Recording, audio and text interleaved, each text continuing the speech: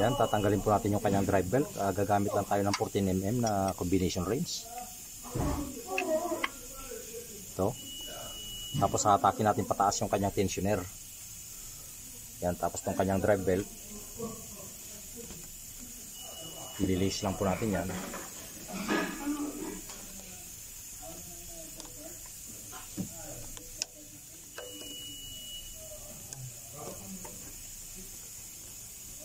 Yan po siya, no?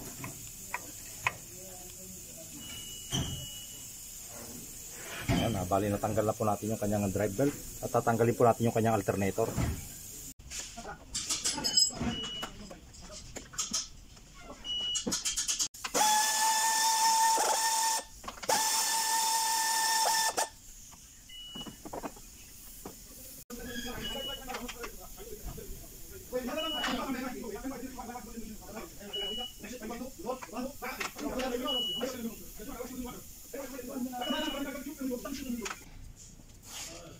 Tatanggalin natin yung mga konektor ng alternator.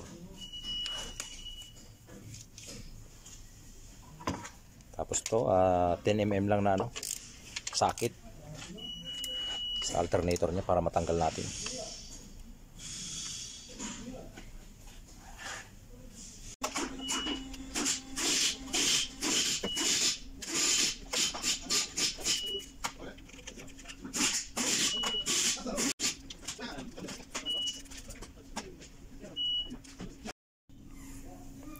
At so ayan po bali yung kanyang bolt sa kanyang alternator ay 3 piraso lang po yan.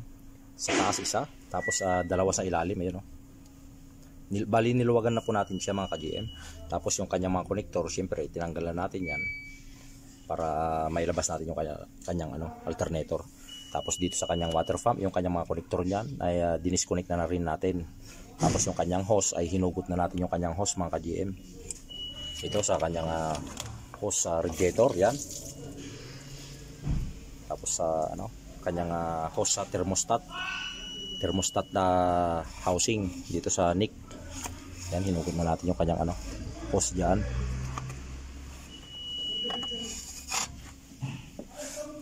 Tapos niluwagan na po natin tong kanyang mga bolt sa alternator para mailabas natin siya mga ka-GM.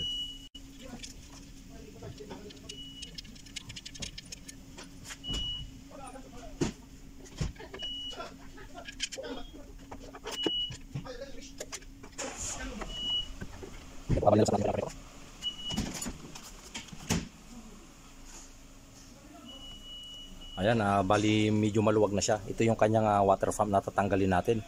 Bali may bolt lang yan ito 14mm, tatlo. So ayan po, bali tinanggal lang po natin yung 3 bolt dito sa taas para matanggal po natin itong kanyang water pump. Tapos mayroon po siya sa ilalim, tinanggal na po natin sa ilalim. Ngayon linuwagan na po natin itong 3 dito sa taas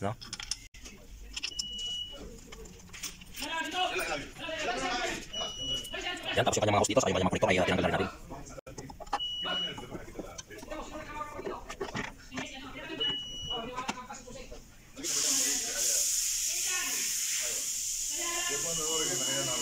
So ayan ito na ilabas na natin. Ito yung ating bago, yan. Ito yung ating tinanggal. Ngayon itong kanyang pinaka thermostat housing mga ka-GM ay ililipat lang po natin sa bago. Kakabit natin sa bago, yan.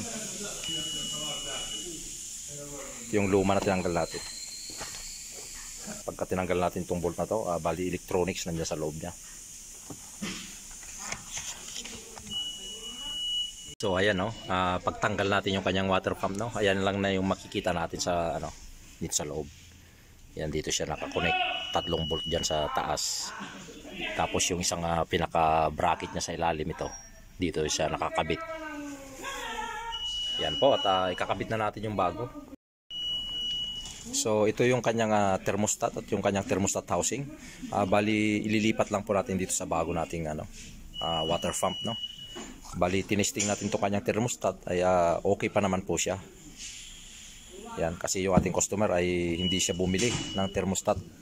Ngayon itong kanyang pinaka o-ring, yan papalitan natin ito yung ating bago na o-ring. Ito, yung ating bago. Dito natin nilalagay sa bago nating water pump dito. Yan. So ayan po mga ka-GM, no. Bali na ikabit na po natin yung kanyang thermostat dito sa ating bagong water pump. Ngayon ay kakabit na po natin siya at nalagyan na rin natin ng o-ring seal dito. Yan yung ating luma. May bago tayong o-ring seal na inilagay dito sa bago. Yan po. Yan, bali ilalagay ko muna siya doon mga ka-GM. Bali may tatlo siyang bolt sa taas, tapos yung sa ilalim ay isa lang po siya. Doon, sa pinaka-bracket niya sa ilalim, no. Isa diyan, tapos dito sa kanyang pinaka-engine block dito. Yan, tatlong bolt lang yan ang kailangan natin diyan. So ayan po, naikabit na po natin yung ating bagong water pump. Yan. At bali ko kumplituhin na lang po natin yan. Kabit natin yung mga hose, saka yung kanyang mga connector at yung kanyang alternator dito, no?